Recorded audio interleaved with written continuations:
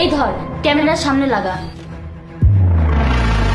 ভাইয়া মনে করবে আমি 2টা থেকে 3টা পর্যন্ত পড়েছি, কিন্তু সে কি করে জানবে আমি তো পড়ছি না।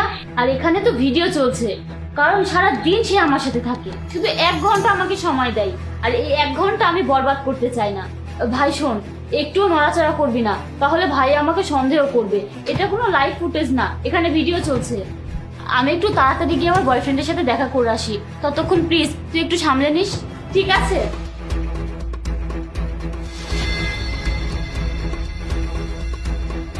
আরে বাহ, তুই আমার সত্যিকারের ছোট ভাই।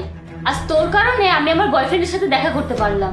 ভালো হয়েছে ভাইয়া অফিসে গেছে, কমপক্ষে 1 ঘন্টা ওর সাথে থাকতে পারছি।